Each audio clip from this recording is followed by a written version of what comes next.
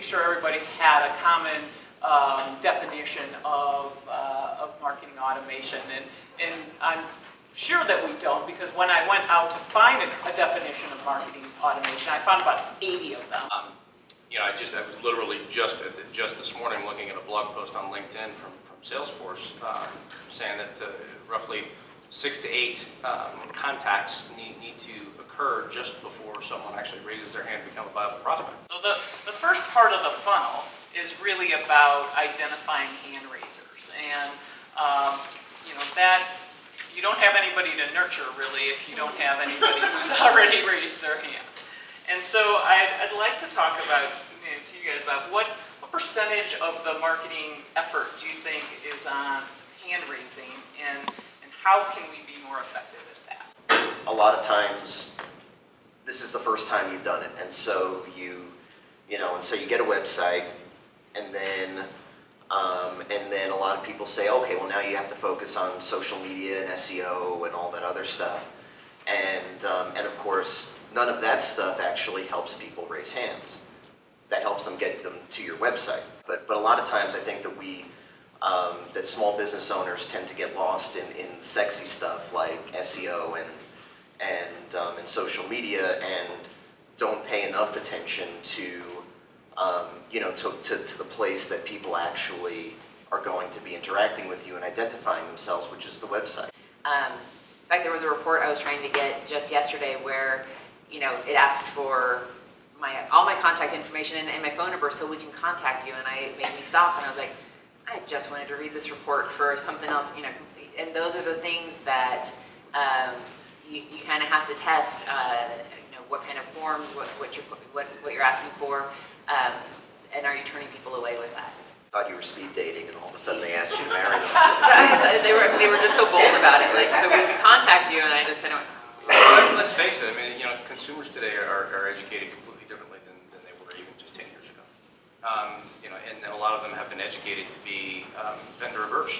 Your website isn't about you. Your website is a tool for your customers. Don't turn your website into the trifold brochure.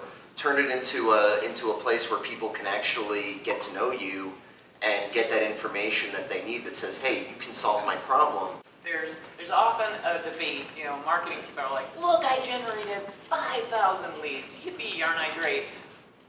Salespeople usually are like, yeah, those leads were crap. And so this whole kind of quality versus quantity when it comes to leads, let's talk about that. How do we find the highest quality? One of my hobbies, I have an old Bronco that I rebuild, and one of my favorite websites is Tom's Bronco Parts. And the reason isn't because I can go there and rebuild my Bronco from soup to nuts with that.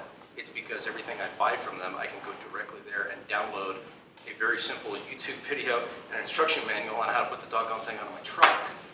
It's got very little to do with the fact that the product set is actually there. It's all about how they're helping me utilize it and helping me buy from them. It's really effective for me as a consumer.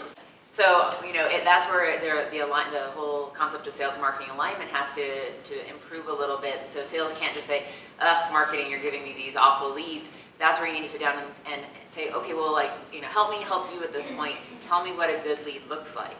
What is it? So we can actually kind of say, what of this 5,000 leads, if only 100 of them are the actual good leads, let's take a look at what that demographic is. What are the signs about this 100 that made them convert? You've had a lot of small businesses that come and say, well, we need to do, everyone says we need to do lead scoring, let's do lead scoring, and say, hold on, those numbers have to be meaningful.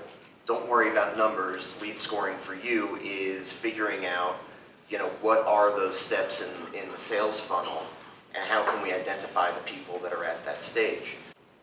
Yeah, one of the most effective things that's helped us in the last 12 months has been just the simple development of a content calendar.